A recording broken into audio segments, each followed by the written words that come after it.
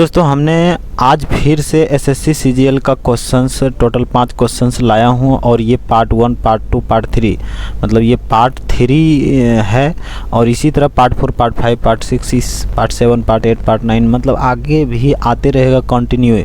तो दोस्तों चलिए आज के प्रश्न 1 नंबर हमारे पास ये है कि मतलब अविनाश का 50,000 रुपया वेतन है और उसका व्यय 18,000 रुपया है। साथ ही साथ राधा का मासिक वेतन 60,000 रुपया है और उसका व्यय 24,000 रुपया है। तो बताया जा रहा है कि राधा की बचत और अविनाश की बचत का अनुपात निकाले। तो सबसे पहले पूछ रहा है राधा की बचत, तो राधा का बचत ऊपर में लिखना है, उसके बाद अविनाश की बचत लिख करके हमको बनाना है। तो सबसे पहले हम आपको एक बात बताते हैं कि ये जो 3 जीरो है सभी में है, तो ये 3 जीरो को काट दीजिए ताकि कैलकुलेशन और भी आसान हो जाए। ऐसे है तो सीधा ही, लेकिन थोड़ा और आसान हो जाए तो और बढ़िया है ना। तो सबसे पहले हमको लिखना है राधा की बचत। राधा का आय है 60, मतलब इनकम है 60 और खर्चा है 24, तो बच गया कितना 36 हो गया राधा का मतलब बचत सेविंग। और फिर 50 है अविनाश का इनकम और 18 मतलब 18 घटाना है तो सेविंग निकल जाएगा। तो कितना बचा 32 बच गया मतलब बचत। तो इसको जो है काट करके आंसर लाना है। तो इधर 8 चौक 32 हो गया और इधर 9 चौक 36 हो गया, अर्थात 9:8 इसका आंसर हो गया। 9:8 हमारे पास ऑप्शन नंबर ए में है। तो चलिए इसका option number A is the right option. चलिए नेक्स्ट प्रश्न की ओर चलते हैं। हमारे पास नेक्स्ट प्रश्न ये है, यदि cot p बराबर 24/7 है तो sin p का मान ज्ञात करें। तो सबसे पहले आपको दोस्तों हम सूत्र बताते हैं, सूत्र को याद रखना पड़ेगा। तो सबसे पहला सूत्र है हमारे पास sin थीटा बराबर लंब बटे कर्ण, फिर कॉस थीटा बराबर आधार बटे कर्ण, टेन थीटा बराबर लंब बटे आधार, और फिर इसी का उल्टा होता है कॉट थीटा बराबर आधार बटे लंब, फिर इसका उल्टा होता है कोसेक यानी कि सेक सेक थीटा बराबर उल्टा यानी कर्ण बटे आधार। अब फिर इसका उल्टा होता है कोसेक कोसेक बराबर कर्ण बटे लंब। तो दोस्तों हमारे पास त्रिकोणमिति में और भी सूत्र होता है, लेकिन ये सूत्र याद रखना ज़रूरी है इस तरह के हिसाब के लिए। लेकिन इसमें सिर्फ हमारे पास ये सूत्र लगने वाले हैं और दूसरा एक ठो ये लगने वाला है, यही 2 सूत्र से ये बन जाएगा। तो चलिए इसको बनाना स्टार्ट करते हैं। तो सबसे पहले पूछ रहा है cot p बराबर, यहाँ लिखिए cot p बराबर 24/7। तो cot p का मान यहाँ से देख लीजिए कि आधार बटे लंब है। सबसे पहले हम एक त्रिभुज बनाते हैं, उसके बाद समझ आएगा। त्रिभुज बनाने के लिए सबसे पहले हम एक त्रिभुज लेते हैं, समकोण त्रिभुज, और यहाँ पर एक त्रिभुज बन गया। तो सबसे पहले बोल रहा है यहाँ मान लीजिए p है, इधर p, यहाँ q ले लीजिए, यहाँ r ले लीजिए, कुछ भी ले लीजिए, यहाँ समकोण तो है ही।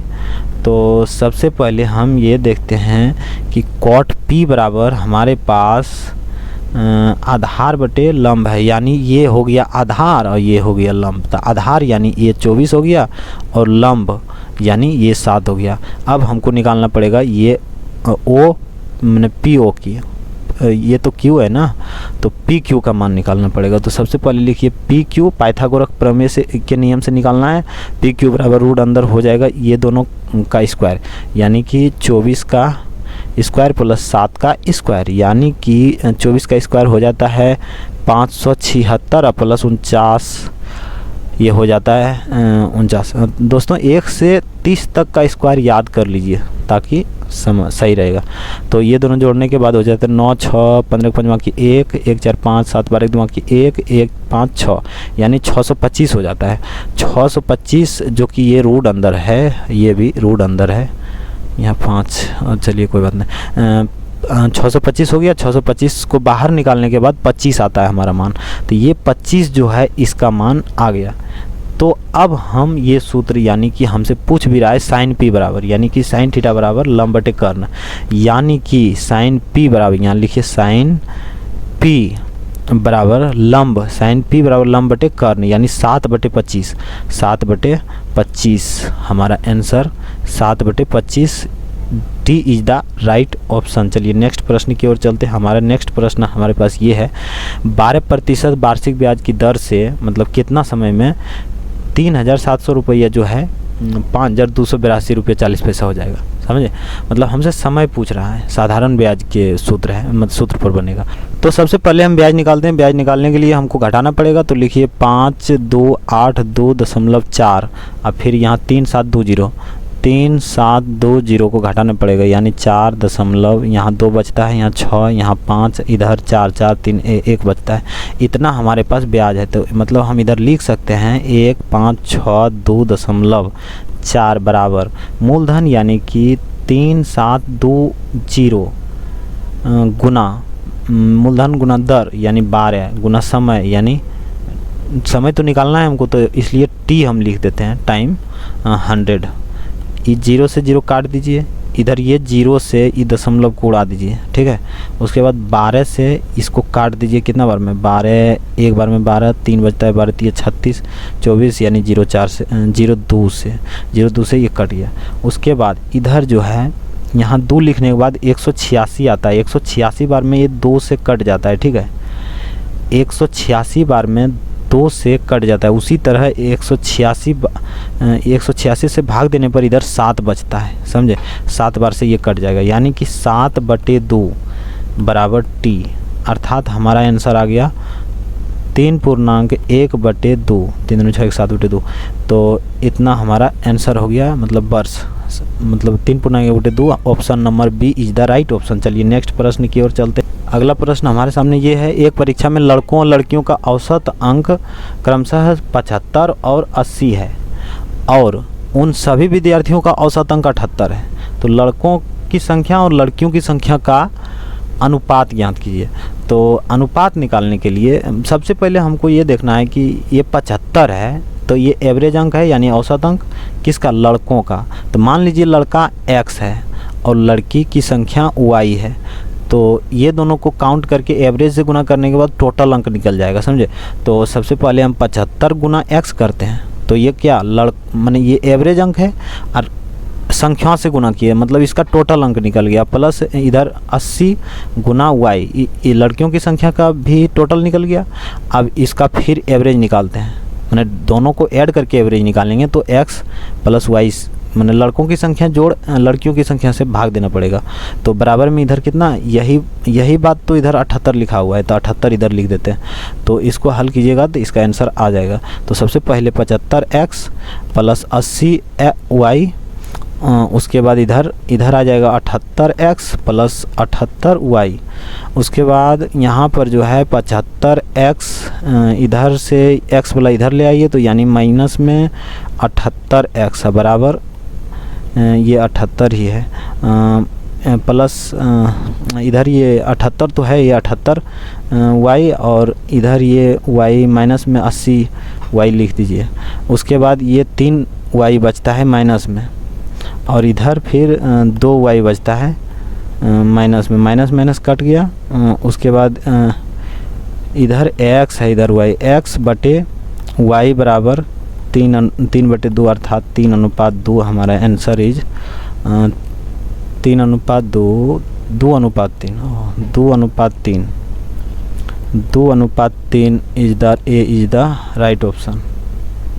चलिए नेक्स्ट प्रश्न की ओर चलते हैं। नेक्स्ट प्रश्न हमारे सामने ये है, यदि एक समबाहु त्रिभुज की 2 भुजाओं का योग 16 है तो तीसरी भुजा ज्ञात कीजिए। सबसे पहले दोस्तों हम आपको बता दें कि त्रिभुज भुजा के आधार पर 3 प्रकार के होते हैं। तो तीनों प्रकार को पहले हम समझा देता हूँ, उसके बाद इस प्रश्न को बनाएंगे, ठीक है। तो सबसे पहले हम आपको तीनों त्रिभुज के बारे में बताते हैं। तो सबसे पहला त्रिभुज है समबाहु त्रिभुज। समबाहु त्रिभुज इस तरह का होता है जिसकी तीनों भुजा बराबर होता है।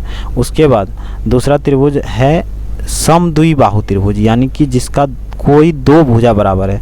उसके बाद तीसरा त्रिभुज है, तीसरा त्रिभुज का ऑप्शन इसमें नहीं है, तो हम आपको मैनुअली बना करके बताते हैं। बनाने के लिए सबसे पहले हम आपको इधर ऐसे कीजिए, ऐसे कीजिए, ऐसे कीजिए। देखिए दोस्तों ये बन गया, ये एकदम एग्जाम्पल सही है। तो देखिए अब हम आपको सब में डिफरेंस बताते हैं क्या क्या है।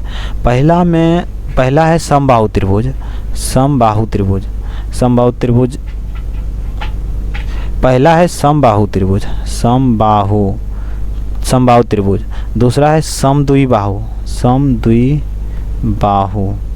त्रिभुज। और तीसरा है विषमबाहु त्रिभुज, विषमबाहु त्रिभुज। ठीक है, तो पहला समबाहु त्रिभुज का मतलब ये है कि इसमें तीनों भुजा बराबर रहेगा। समद्विबाहु त्रिभुज का मतलब है कि इसमें कोई दो भुजा बराबर होगा। तीसरा भुजा कुछ भी रहे लेकिन कोई दो भुजा इसमें बराबर रहेगा। और विषमबाहु त्रिभुज में कोई किसी के बराबर नहीं रहेगा, मतलब अलगे रहेगा। ये तीनों मतलब कोई किसी के बराबर नहीं है। अगर बराबर हो जाता है तो दो को बराबर होता है तो समद्विबाहु हो जाएगा। अगर तीनों बराबर हो जाता है तो समबाहु त्रिभुज होगा।